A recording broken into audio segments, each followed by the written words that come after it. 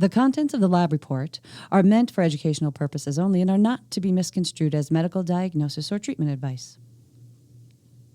Today, on the lab report, we're going to talk about hormone testing. How do you know which test to choose? You choose Genova, of course. No, actually, I meant saliva, urine, serum. Oh. The world of medicine can be challenging. Clinicians and patients are always looking for more options, more effective treatments, and in the end, more answers. Functional and integrative medicine focuses on addressing root causes of disease. Here at Genova Diagnostics, we've watched this field evolve and grow for over 35 years. We've not only adapted, we've led. Join us as we talk about functional medicine, laboratory testing, and optimizing health. Welcome to the Lab Report.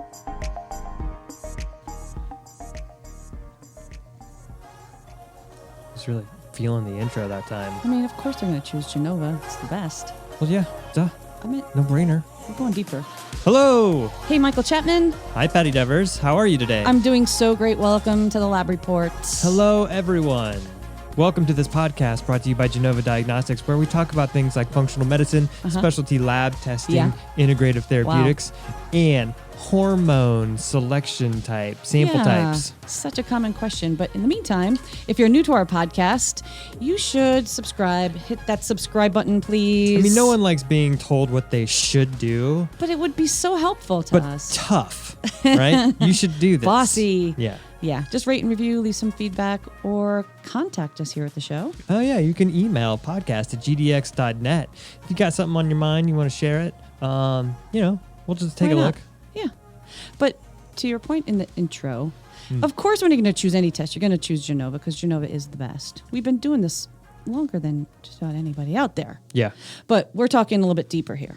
Well, and on top of us doing hormone testing for a long time, if you've got a sample type that's your favorite, whether it's serum, saliva, or urine, we test all of those matrices. One-stop shop. So we've got it. Yep. So that's something to be aware of. But, I think the place that we always start is, well, what's the difference? You've got all you've got serum, you've got urine, you've got saliva, and you can measure estrogen and progesterone, testosterone, and all of them. So what is Where the do you difference? start? Why? And the other thing that comes up is, when would I test hormones? Why am I testing hormones? Who are the patients in whom I would test hormone levels? Well, there's that too. Yeah. And so you think a lot of clinicians out there really are specialists in bioidentical hormone replacement therapy. Mm-hmm. And so those are people who might want to measure. But there's also people, even if you're not on bioidentical hormone therapy, there's a lot of clinical conditions where you might want to check in on someone's hormone levels. Yeah, like all of them, right? I mean, hormones essence. are the chemical messengers of the body. And so you can have hormone abnormalities related to just about every single clinical condition that's out there. That being said, I mean, there are some symptoms that you think about more specifically, I guess, to hormones. But the point I was trying to make is that you could kind of run these on just about everyone. That's true. And the most common symptom that comes to most people's minds is that of hot flashes or perimenopause symptoms. Right. Right? Yeah. So it's probably the most common, those vasomotor symptoms. Yeah, that's a big one because we know about the dramatic changes to hormones that are happening during that phase of life. Some other things we think about are like fatigue. Right. Energy issues because of not only thyroid and cortisol, well, we can get into that, but, things that are multifactorial, even things like headaches or skin conditions. Right. Brain fog, insomnia. Cognitive issues. Yep. Yeah. Acne, big one. Yep. People who are having a hard time conceiving, if there's fertility issues, they just want to check in. What's going on with my hormone levels? Yeah. Weight loss Unexplained weight loss or weight gain. Yeah. All your Either one. hypothyroid symptoms, dry skin, things like that. Yeah. All of these Cold vague things. intolerance. So to Michael's point, everyone. Yeah. I said it a little bit more concisely before. But now it brings us to the point of, okay, now where do I start? Right. And I think a good model for this is the idea of the hormones, laying them out in a fashion of a pyramid. I love that analogy. You do? I use it on the telephone when I Oh. speak to doctors. Okay. Since you love it so much, you want to explain it to the people? Well, you know that whenever you learn about hormones, you realize that it's like a symphony and they all must work together. And so knowing that they all have to be in concert with each other, where do you start? And so this idea of this pyramid, I think we first saw it at IFM, did we, Michael? I'm not sure where this originated, actually. Well, if you think of a pyramid, the base of the pyramid is the adrenal glands, right? The HPA axis. Okay. The middle of the triangle is the thyroid. Okay. And the tip of the triangle is the sex hormones, progesterone, estrogen, testosterone. Mm-hmm. And I think it's just a really good way to start explaining the importance in the hierarchy. Yeah. And I mean, it kind of gives you this understanding that, yes, they are all working together. It's sort of like a web where you pull on one thread and the others move. That's all true. But it seems to be that there are some that influence others a little bit more directly. So if cortisol or HPA axis function is at the base of the pyramid, then that's going to have a more strong influence on the thyroid, which then has a more strong influence on your sex hormones. And that gives you a little bit of an outline, not only from an assessment standpoint, but also from an intervention standpoint, which saves you tons of time when you're trying to figure out where do I start clinically. And that's how I use it, because there are clinicians who want to jump right to giving a patient some type of hormone replacement. And I always say, wow, no, let's step back, because let's get to that even deeper root cause, which is HPA axis dysfunction. And there's going to be some philosophical disagreements here, right? Because there are going to be some people that will absolutely just jump immediately to the sex hormones. And I think with good cause for some... Depends, someone's feeling really bad. Yeah, and you're taking a personalized approach to it. You want to address symptoms that are... you want to be palliative. Right. Like that is a part of being Agreed. a physician. Yeah. Right? And the more that you can palliate the different symptoms that are arising, the more you can work on some of the more challenging aspects like HPA axis dysfunction, which, to be honest, can be really difficult to have a successful clinical intervention for. And it can take some time, and some patients don't have the time. Their lives are so affected by their symptoms. We get it. So you want to make them feel better, but never just leave it there. Always try to get back to that root cause. Or do both. You know, right. Always hit the root cause and treat the symptoms as well. And then you're going to be successful. You're going to have a much happier patient. All right, so let's get to that. Okay, so let me ask you this question. We're talking about cortisol and HPA axis being the base of the pyramid. That's right. Why is it the base of the pyramid? So we've talked on prior episodes about how important cortisol and how far-reaching its effects are. Yeah, we have done that. Bottom line, if you want to simplify it, is that chronic high cortisol is bad. It's catabolic. It's catabolic. It creates all sorts of metabolic havoc. But then most people forget that the HPA axis starts in your brain. Most people do forget that. That's correct. So your hypothalamus secretes corticotropin-releasing hormone, or CRH, and that's what stimulates your adrenal gland to release cortisol.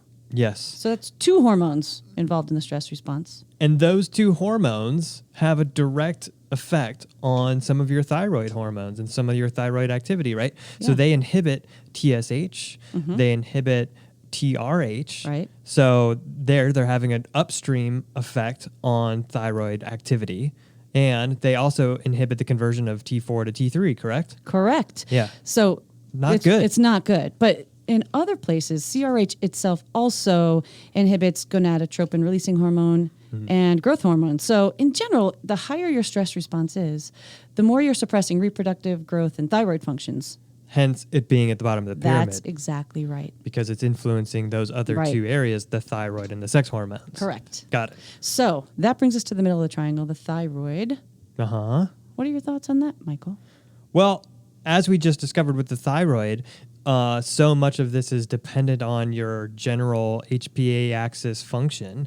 And then from there, like what happens is that your metabolism is changing based on this aspect of cortisol and cortisol resistance, because the higher and higher cortisol goes, you're going to get tissue resistance, right? And that's going to change your metabolic activity. And then the thyroid comes in and says, hey, wait a minute, like we're acting as if we're in some sort of starvation state. We've got high cortisol, insulin's going crazy. Now we need to ramp up our metabolic rate because of this. And so what you find is that then you start pumping more thyroid and you get more TSH, and then you start getting this same sort of resistance pattern with respect to the thyroid. Right. So that's the next step. And then what happens? Then you think, okay, what's the tip of the triangle? The sex hormones.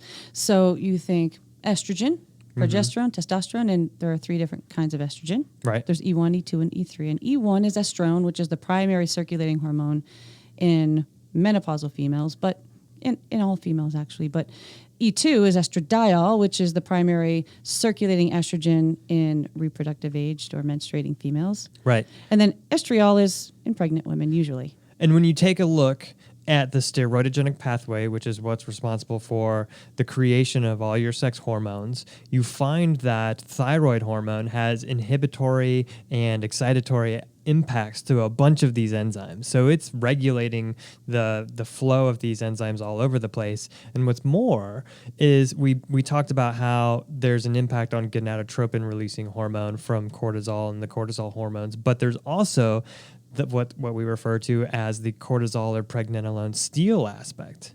And just briefly, we talked to Tom Williams about cortisol or pregnenolone steal, and there's a big question out there as to whether this is even a thing, and it's likely kind of not a thing because these hormones, the idea is cortisol has to either, the hormone that turns into cortisol can either turn into cortisol or turn into DHEA, and you have to kind of choose. And so the more cortisol you make, the less DHEA you make, meaning the less androgens and other hormones. So there's the steal aspect. But it turns out they're not actually even made in the same spot.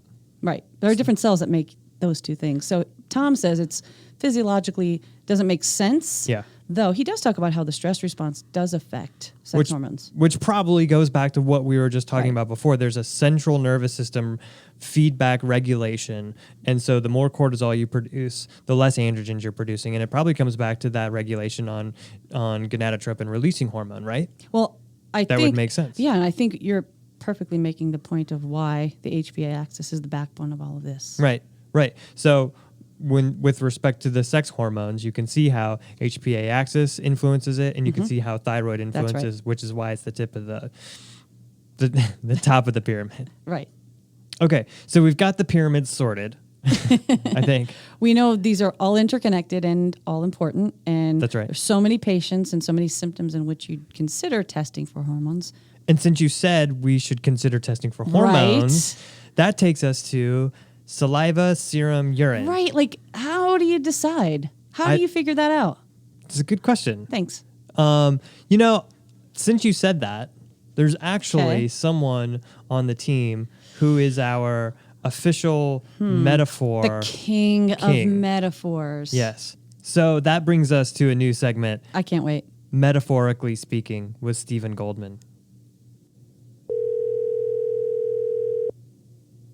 Hello. Hi, Stephen. Hi, Stephen. How are you? I'm great. Who's this? This is Patty Michael. Michael from the podcast. We're calling from the podcast. What? Oh my goodness! I'm going to be on the lab report. I'm very excited. How can I help?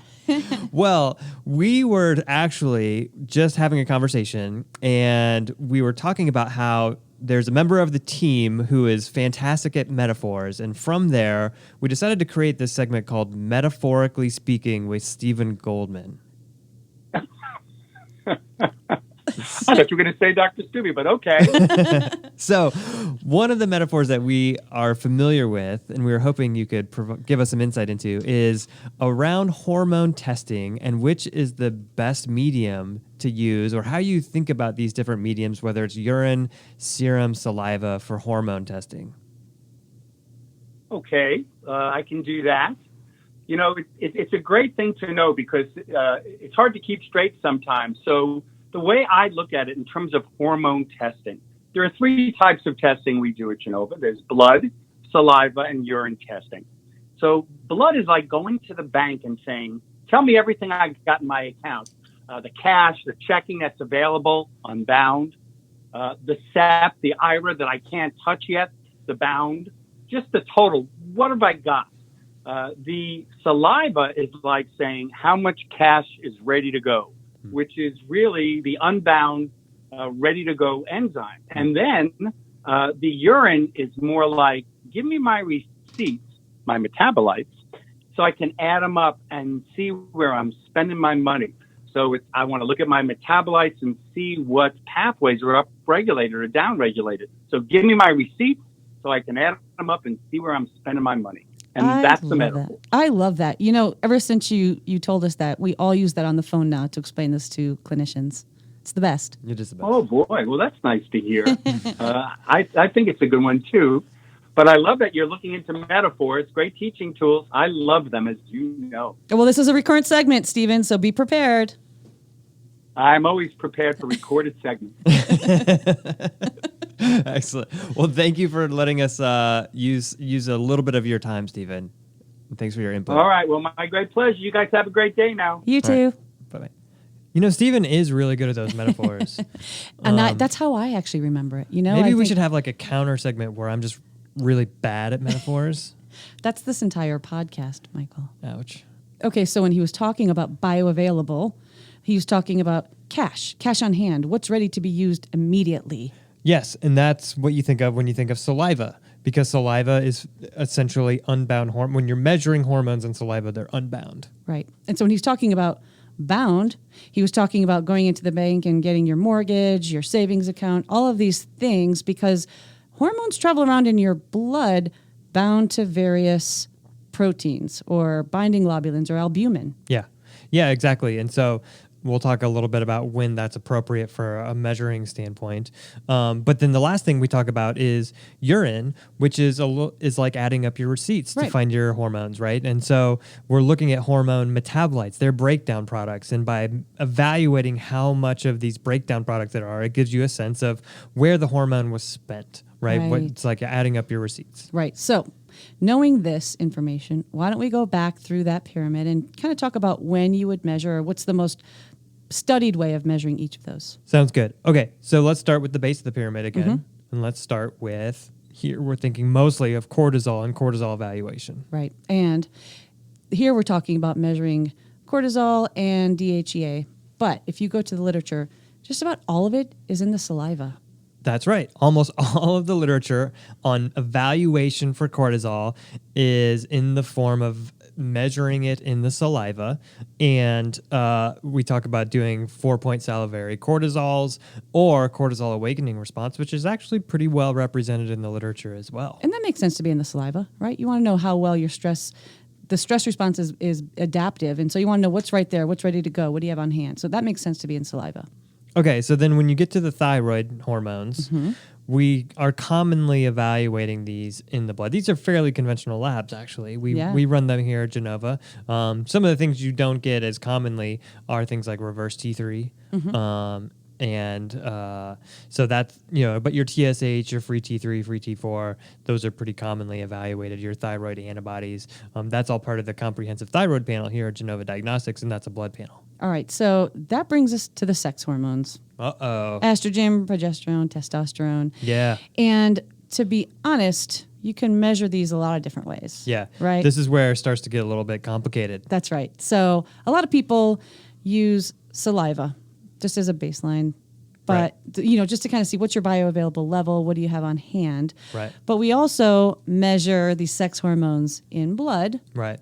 Yeah, so think about it this way. When you measure sex hormones in the blood, when you think about testosterone, you always get a free testosterone, right? The free testosterone tells you about the bioavailable testosterone, but you don't get a free estrogen or a free progesterone. So that's why people turn to the saliva, because these are free versions of the hormone, and that's going to tell you about bioactive, bioavailable sex hormones. Right. And so that's a lot of why things like your E1, E2, E3, your progesterone, even your testosterone and DHEA are done in saliva.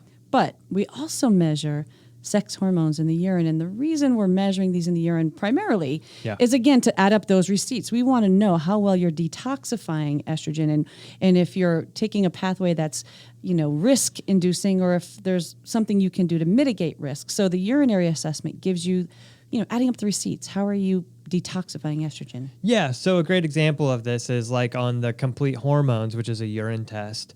We don't put a lot of stock in the actual level of testosterone and DHEA that we find in the urine. We look at the androgen metabolites, we add those up, and that gives us a sense of overall the androgen hormone levels, right? Yeah, because they're already being broken down. They're already being metabolized. And same goes for progesterone. We look at pregnadiol, the progesterone metabolite, not progesterone itself, because progesterone is so rapidly metabolized. By the time it gets in the urine, you're not going to see parent progesterone show up very much. Right. So the most common question we get is, where do I start? And our question back is, What are you looking for? What's the question you're looking to answer?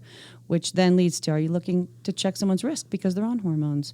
Are you just looking for bioavailability? Are you want to look at the stress response? That kind of helps guide where you're going to go as far as testing. Okay, so those are the basics of which test to choose. But I think after all of that, maybe we should go to the question of the day. Thought you'd never ask. What time is it? Oh, you know what time it is. Question of the day, question of the day, question of the day, question of the day. Wait, what time is it? Oh, I think you know what time it is. Question of the day, question of the day, question of the day, question of the day. I thought you were working on a new jingle. I am working on a new jingle. Oh, can't wait. But in the meantime, that one's the least offensive to me. And this brings us to a very frequently asked question that we get in medical affairs. You might know there's a lot of controversy out there regarding the best practices as it relates to testing hormone levels in someone who's on topical bioidentical hormone replacement therapy. Yeah. There's a lot of controversy. So, what do There's you a lot of think? argument. What do you think? Personally, I think we should all become a little bit familiar with uncertainty. Agree. Because we don't have the answers. No one has done enough enough studies where they compared saliva, serum, and urine all together. They haven't done dose response curves. So we don't have enough to necessarily know exactly the best matrix to be using and where these hormones distribute, right? So I think there's a couple different facets to this argument. There's the idea of tissue distribution versus circulation, which is one little nuance. And there's the aspect of metabolism and pharmacokinetics. So that's a long-winded way of saying it depends on the hormone and it depends on where it's applied. So in general, people who are on topical progesterone is one of your most fat-soluble hormones, okay? And so it's super lipophilic. You put it on your skin, it's well absorbed, and then the question becomes, where does it circulate? It's likely what we see in general is with these topically applied hormones, they don't show up a lot in the serum. So it seems like serum in general is a pretty bad way of tracking the application of topical It's hormones. underrepresented, is what you mean, yeah? Yeah, you don't see increases in the serum Okay. concentration Okay. after topical administration until you reach really, really high doses. Okay. And so the question then becomes, well, how do we know that with these really, really high doses that it's getting to the tissue and it's not showing up in the serum? Maybe it's just not getting to the tissue. Maybe it's just it takes really, really high doses. Well, we know because of symptomatic improvement. And we know because some studies where they've done topical administration, they've actually measured the subcutaneous tissue and shown that there's actually changes to the concentrations in the subcutaneous tissue. You see changes in the uterine lining thickness. So we're seeing that there is effect of these lower doses of hormones, and it's still not enough to trigger higher levels on the serum test. But then oftentimes we see enough saliva tests, Michael, all day long. There are some times where you see really super physiologic levels on a pretty low dose in the saliva. Right. And so we don't know why this is. And we probably see it most with progesterone, which is the most lipophilic. We see it more, then we see it probably with testosterone, which is the second most lipophilic. And then we see it with our estrogens. So there could be some issue around how the hormones are being metabolized or how they're being mobilized into salivary tissue. There is some literature that demonstrates people secrete hormones into their salivary tissue at different rates. So like just the differences between person to person. Some people might be a heavy secretor and some people might be a light secretor, meaning that the test that you're running might be better to compare somebody to themselves pre and post, rather than comparing them to A reference reference range or something like that, because they might have a different rate that they secrete hormone into the tissue, which makes it really, really challenging to set a reference range. But there's another facet that if somebody has periodontal disease, you're going to have huge spikes of these hormones because of the blood contribution, which is at a much higher concentration of hormone than it is in the saliva. So that's a big concern as well. Now, the argument has been made from one camp that the saliva is more representative of the tissue distribution because the doses that are used to enact or change symptoms correlates better with the saliva.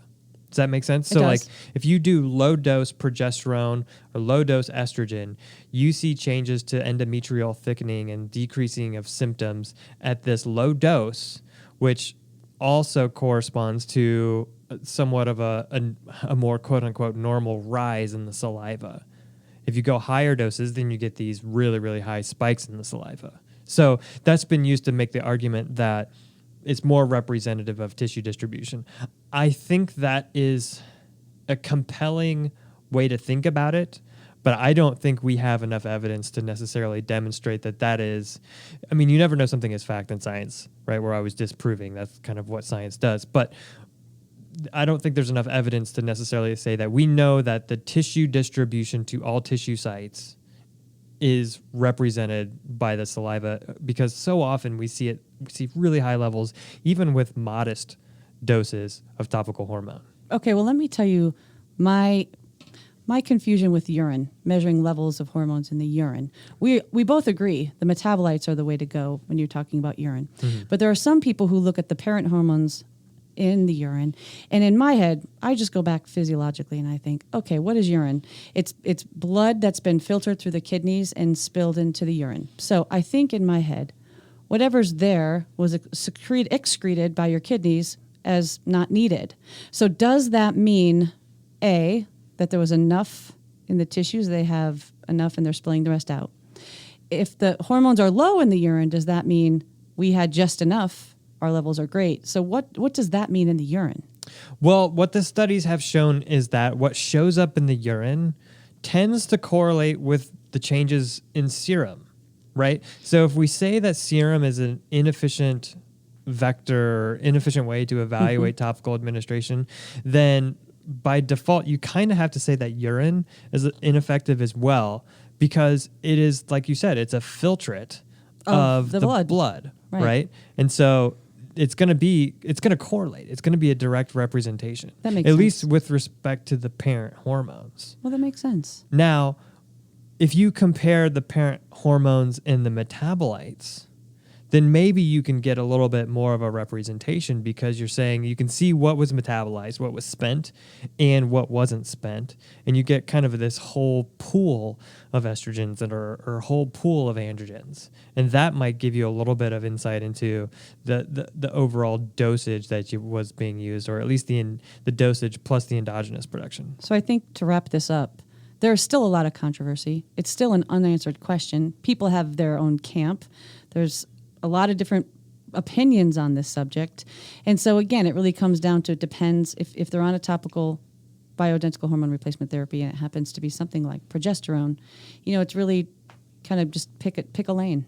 Yeah, and I think the bottom line is that whichever lane you pick, we've got you covered, right? We've got a urine test, we've got a saliva test, we've got a serum test, and we've got your back, because we're not beholden to a particular camp. We are beholden to the evidence. And we try to be as transparent, and we tell you what we know, we tell you what we don't know, and we set our ranges based on what we know and what we don't know, and you can use them clinically to help any sort of hormonal replacement therapy that you're doing. Okay, so Patty. What? We did question of the day. I got another thing to talk about here. Go ahead. You ready for this? No, I'm not, because you have a weird look on your face. Well, weirder than usual.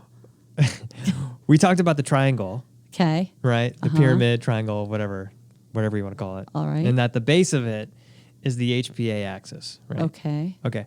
But we just alluded to the fact that the HPA axis dysfunction and all of that starts in the brain. Okay. Right? You said that. That's right. So we really need to add another layer to this pyramid underneath HPA axis, which is perception. Okay, now hold up. I'm just making a point. Do you remember when we did the whole episode on the HPA axis and the stress response? No. We riffed on and on and on about perception, which is it's so important. And to your point, I could see why you might want to add it to the base of the pyramid. Okay? I'm willing to concede that. Yeah. Because it is that important. However, are you suggesting that we somehow now figure out a way to measure perception? I mean, if we're talking lumbar puncture and CSF or brain biopsy and adding that to the Genova test menu, I'm not sure that's going to fly. Did you say brain biopsy? Yeah, I guess you can't really tell perception in a brain biopsy. But No, if you could, man, we would have a whole different type of science, wouldn't we? People have been trying to figure that one out for a while. I'm just saying we're talking about which test to choose. And I'm not sure we have a test for perception. Yeah. But it is important, so you should probably go back to that episode. How mindful are you? Just give us a blood draw and we'll tell you how mindful you are. Michael, here's your mindfulness score. Next time on the Lab Report, scienceness, technology, and machine mechanics. Oh, I love that segment. I can't wait. Yeah, and we're going to talk bugs in the gut. Cool.